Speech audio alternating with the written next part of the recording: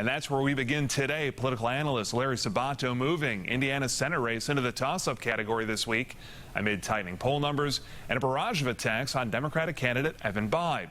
It's also becoming crystal clear that Indiana's seat will play a key role to determine control of the U.S. Senate. And let's welcome in the Democratic candidate for Senate, Senator Evan Bayh. Great to see you. Thanks so much for coming in. Let's get right to it. Let's get to those attacks that you're facing in the mail, on the air. I keep getting these in the mail right now. We refer to that as junk mail, Jason. There you go. The attacks right now, you moved out of Indiana, you are a lobbyist, and you are the deciding vote on the Affordable Care Act, or Obamacare. Your opportunity to respond. Well, first, I've been a Hoosier since the day I was born and will be until the day I die. That's just who I am. My opponent has spent more than 800 days the last 6 years in Washington, D.C., voting against Hoosier values. He's voted to keep tax breaks for companies that ship jobs overseas. He's voted to increase the interest that our students pay on their student loans by about $6,000 per student. He's voted to increase premiums that seniors pay on their Medicare and reopen the donut hole. $1,400 per senior more in prescription drug costs. Those aren't the actions of someone who embraces Hoosier values. Those are the actions of someone who embraces the special interests, a lot like the people who are sending out these mailings that you just got. Second thing was, I've never been a lobbyist a day in my life. That's just a lie. I have worked with good Indiana companies to help grow jobs in our state, to expand our economy. I think that's a good thing. The third thing you mentioned, the list was so long I've lost track. The Affordable Care Act. Oh, the Affordable Care. Well, look, you know, we need to keep the good things and fix the things that need to be improved. I don't think we want to go back to the days where, you know, even Governor Pence, conservative Republican, expanded the Medicaid system in the state, increasing coverage for more than 300,000 people. I don't think we want to throw those folks off of Medicaid. That's something Mike Pence and I would agree on. Let's fix the law to keep premiums down, but let's keep the things that are good for people. Let's talk about unemployment in the state of Indiana right now, down to 4.5%. The Economic Policy Institute reports, though, that the median income has dropped in Indiana over the past 15 years by 10%. From Washington, what do you do to improve the economy here? What do you do to get more money into Hoosiers' paychecks? Well, a number of things. First, we need to try and help small businesses get access to the capital they need to expand. We can use the Small Business Administration to provide guarantees to do some of that kind of thing. Training grants for particularly medium-sized and small manufacturers so that their employees can have world-class skills. Skill development, that's really how you develop good wages. Enforcing trade deals. I mean, this is an area where I actually find myself in agreement with both Hillary Clinton and Donald Trump. One of the rare areas where they agree. We've had too many of our jobs shipped overseas, like Carrier right here in Indianapolis. 1,400 good jobs sent to Mexico. They actually get to write the costs of shipping our jobs to Mexico off their taxes. That's wrong.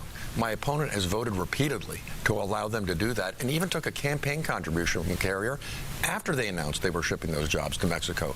Those aren't Hoosier values, and I'll fight for those workers at Carrier and the people across our state to make sure we get a fair shake on trade.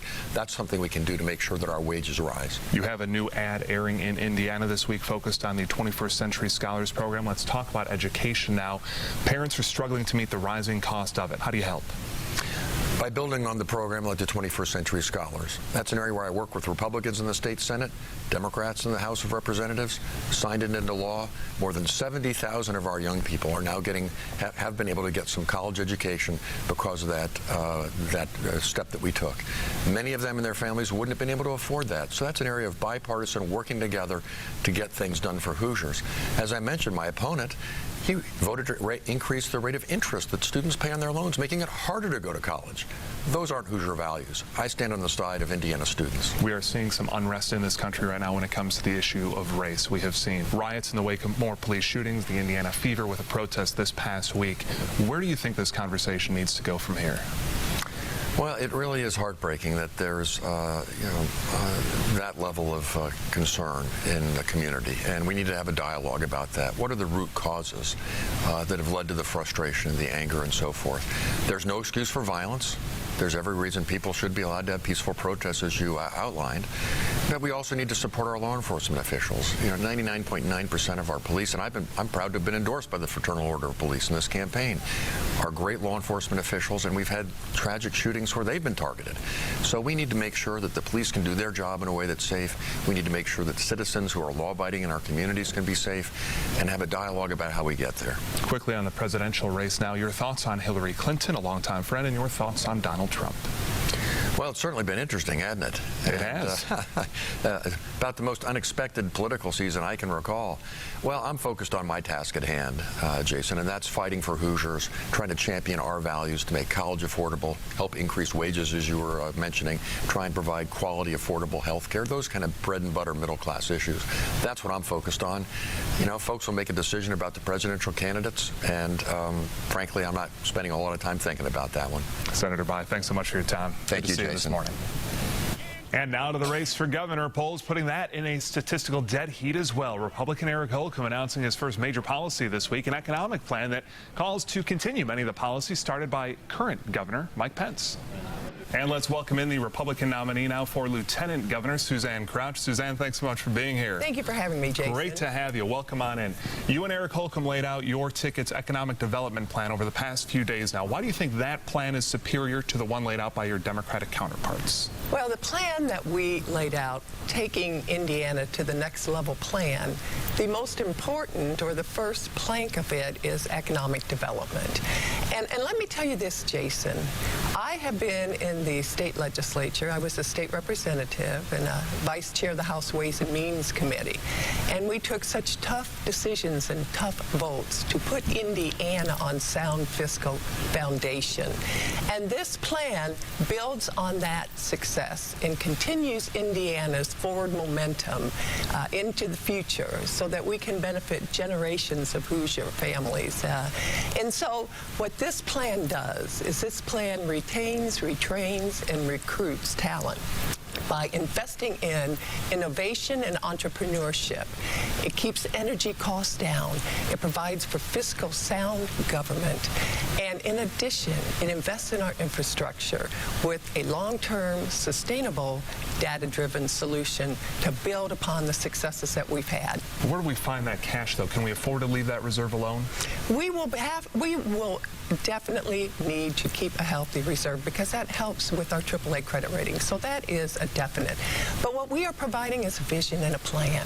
And then we will work with our partners in the Indiana General Assembly to come up with the ways to implement those plans. Let's talk about the issue of education now for the state of Indiana. What's the biggest issue facing education statewide right now, and your plan and Eric Holcomb's plan to address it? Well, as I traveled the state, and I traveled to all 92 counties last year as state auditor, meeting with local elected officials and community leaders, because I know how important it is that we partner the state and local government, and government works best when we all work together.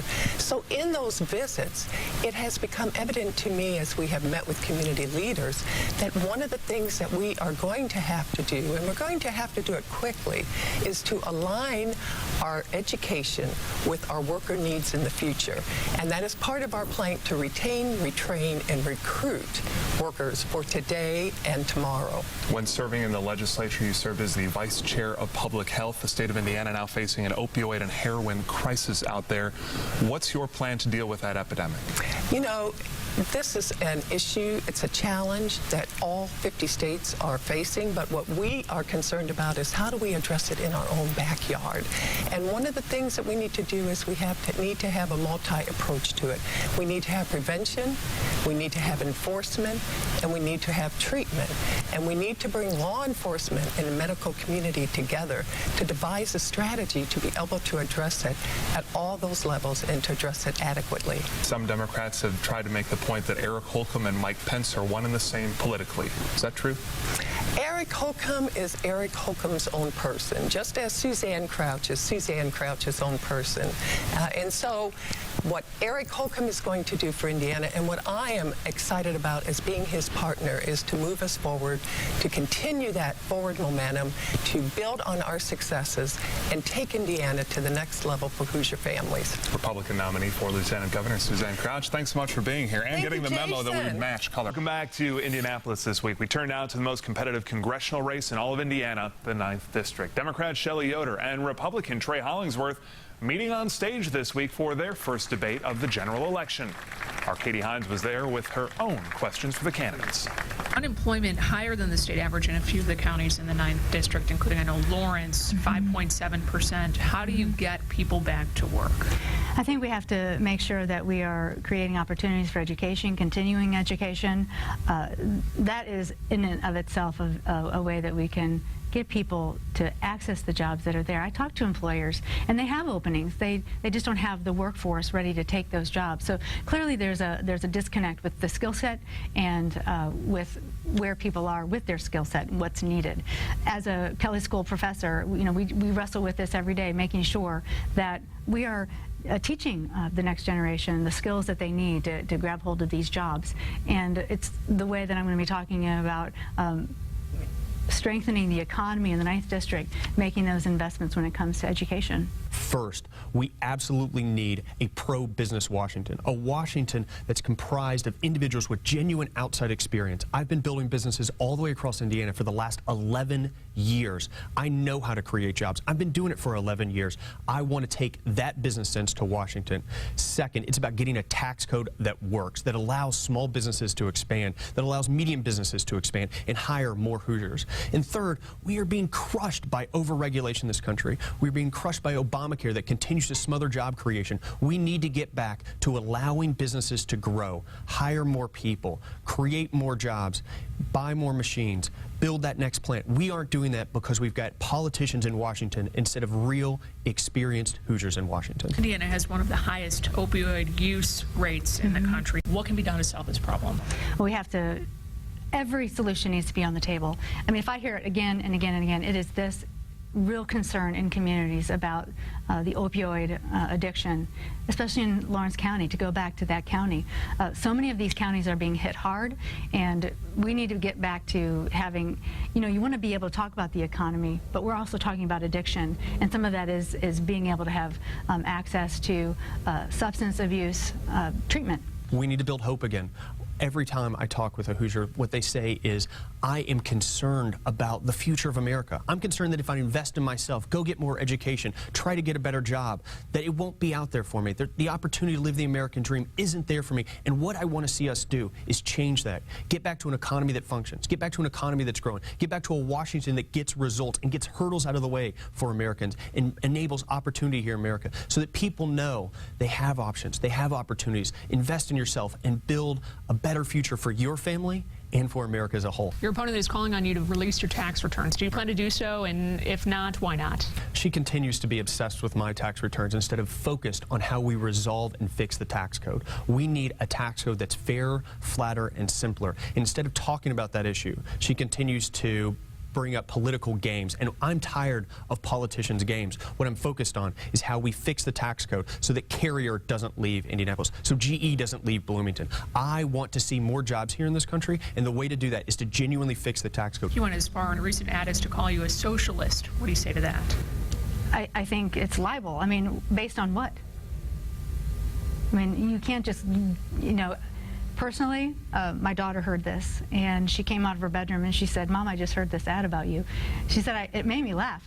And this is what I'm hearing. It's comical because people know it's so far from the truth. But this is what's happening to funding elections. You can have your dad start a super PAC and spend millions of dollars to spread lies and say whatever you want and have the candidate sort of hands off, like, I didn't say that. And that is just disingenuous. It's what the American people are so tired of.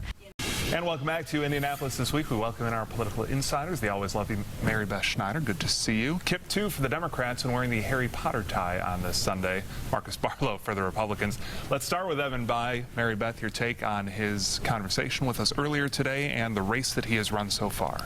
He's obviously, I think, in the race of his life, and I think he's got only himself to blame for that. He gave up a seat and then doesn't come back to live in Indiana. Now, that's not illegal. That's what Dan Coates, his predecessor, did, but it doesn't look right to people, and Republicans have been able to make hay out of that, even as they were okay with Dan Coates doing it. But nonetheless, he stayed in D.C. and had a apartment here. He can call himself a lifelong Hoosier. He is, but you're not sure that people actually feel that way when he hasn't been here for 6 years. Kip? Well, I think that it doesn't matter at the end of the day. I mean, and when this issue is kind of fun for pundits to talk about, but the fact of the matter is Evan Bayh has a brand in the state of Indiana that I think is pretty unrivaled, and it'll be very difficult for the other side to knock him off. Marcus, how are Republicans and Todd Young feeling right now? I mean, albeit for me to disagree with Kip, but I think that it has mattered, and I think that that's what we've seen, why we've seen such kind of a free fall of his numbers in the poll. And you know, and we compare this a lot to Dan Coats, but I think what's important also to compare is that Dan Coats did sit down and say, this is exactly what I did for my lobbying clients. He sat down at the Indianapolis Star and explained what he did. He went down. I mean, you can look it up. Actually. Yeah, and he outlined what he did, and Evan Bayh has yet to answer those questions, and I think that's part of the reason why this narrative has continued to live on, because Evan Bayh, rather than confronting this and answering it as Dan Coats did, Evan Bayh is trying to deny it or avoid it. Kip, final word? Well, again, I think that at the end of the day, it doesn't matter. It's not what affects people's lives. And people know that Evan Bayh has been fighting for Hoosiers' entire career. To say he's not a Hoosier is disingenuous. Everybody knows that. They've been through this with him in another campaign. And the tightening in the polls was going to happen. The opponents are spending millions of dollars. Yeah, that's not what you guys were saying at the beginning. Koch brothers putting in millions upon millions of dollars to try to destroy him. And I think in the end, it's not going to work. Shifting gears now to the presidential race, I know where all three of you will be on Monday evening. That will be watching the first presidential debate. Much of the nation will be watching it as well. What can we expect from Donald Trump versus Hillary Clinton on that debate stage? Marcus, take it. I'm done predicting anything in this race. I do think, though, that if you'll predict everything. I'll predict everything else. Yeah. I do think, though, that what we'll see probably is Hillary coming after Donald Trump hard to see if she can get him to go off script, to see if she can get him undisciplined, which is likely. I mean, it could happen. It's possible. However, I think that there's a risk to that tactic, because if Donald Trump does go through the debate being disciplined, coming out of it seeming reasonable, a reasonable choice for president, I think that he ends up winning the debate. Hillary Clinton has been running forever. We're not learning anything new about Hillary Clinton. Her whole campaign is built on the Donald Trump doesn't have the temperament to be president. If he shows that temperament in the debate, true. But you can see him calculating the reply. Well, but I mean, here's the point: the expectations for Donald Trump are so low. As long as he didn't get up on stage and, you know, I don't want to say what I was going to think, but he'll have won, because that's what the expectations already are. And to me, it's completely unfair. That those are the expectations. The expectation ought to be, do you have the ability to be the president of the United States? Do you have the temperament? Do you have the intelligence? Do you have the background? Do you have the experience? Can you make sound judgments? None of that stuff's going to be on display in this debate. It's a TV, and he is a TV star. I mean, that's what his entire life has been. He's not a very good businessman. We've proven that, but he's a pretty good TV star. And that's what we're going to be judging. Mary Beth, he's had a few pretty good weeks. Does that carry over? No, I don't think he actually has had a pretty good few weeks. I think Hillary Clinton had some bad weeks. I think she has recovered her footing in the last week or so. He has not. His campaign has said some bizarre things, and like the Skittles and Syrian refugees. I actually am going to be watching in many ways how does the media handle it, because Donald Trump cannot get through an event without telling some bald-faced lies, such as, I was against the Iraq War. He was for the Iraq War. He didn't come against it till later when things were turning bad, which is true of an awful lot of people. But she admits that she was for it. She voted for it. He lies about it. And so will the media call him on that? Or they're just going to let them sit there and say whatever? And this is, I think, true of Hillary Clinton, too. If she says something that isn't true, call her on it. You're not there to be the hall monitor. Yeah, but I don't think the general public cares that much about whether they're lying. They think they both are lying anyway, and so that issue's a wash. I think what people are going to be making a decision on is who can be my president, who's got the temperament, who's got the ability to sit in that office on day one, and I think he is completely lacking. But I think Donald Trump has a chance to show that, and I do think that Donald Trump has had a couple of good weeks. He's already proven he can't. I guess that's my point. He's shown a lot more discipline than he did earlier in the campaign. I think putting discipline and Trump in the same sentence is just, you know, crazy. Well, I think we'll see at the debate. I have a feeling that what you're going to see is a whole lot of him rolling his eyes, going like this to her. He does that a lot, and not really answering questions. What he does is repeat little platitudes. We're going to make this country great again. We're going to put people back to work, and he never, ever says how. So he needs to be pushed on how to say how, and that goes back again to, will the media do its job? We will all be watching together and surely taking notes. Marcus Barlow, Kip 2, Mary Beth Schneider, thank you so much for joining us here on Indianapolis This Week. And you can